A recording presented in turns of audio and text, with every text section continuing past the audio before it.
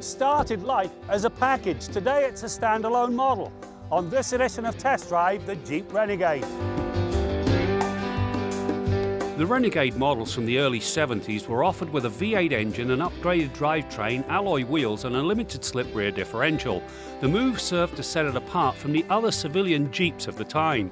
It was a marketing move that went on to produce a raft of different models, from Lariat to North. It runs the gamut. The cabin of the Renegade's been well thought through. Great driving position, comfortable seats, decent materials, and this thing right here, that is the easiest infotainment system in the business to use. Nice bright icons, fast response times. Pairing a phone is quite literally child's play. If only more systems were like Uconnect, the world would be a much happier place. While the base unit comes with a 180 horsepower 2.4 litre four-cylinder engine, the better choice is the 1.3 litre turbocharged unit. Yes, the horsepower does drop to 177, but the torque is up and it arrives much earlier. The 210 pound-feet comes online at 1750 RPM, which puts some real spring in the performance. It works with a 9-speed automatic transmission. The low gears promote early punch, the high gears improve fuel economy. However, the transmission loves to upshift way too early, which brings a sluggish response at times.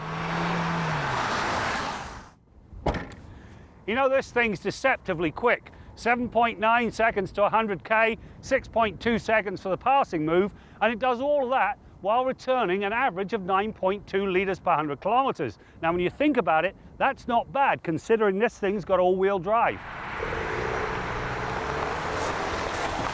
The Jeep Active Drive 4x4 system can disconnect the rear axle when needed, which helps to improve fuel economy. However, it is smart, so when it's cold, the wipers are on, or the Renegade is going uphill, the 4x4 system engages to prevent unwanted wheel spin.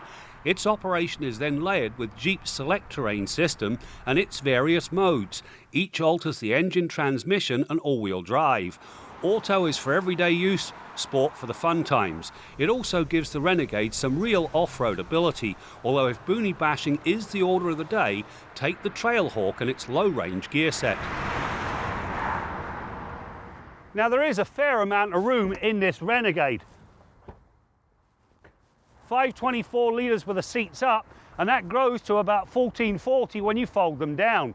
What I don't like, these sidewalls mean that the trunk itself is actually rather narrow.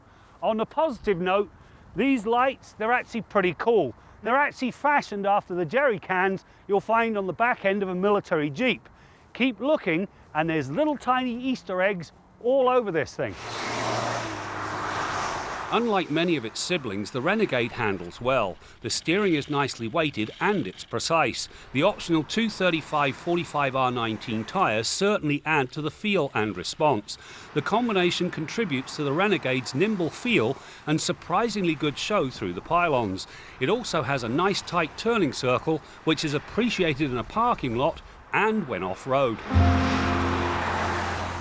In a sea of dull and boring, this Renegade actually stands out very nicely. It's also got decent handling, the right sort of utility, and that 1.3 litre turbo, well, it turned out to be a very pleasant surprise.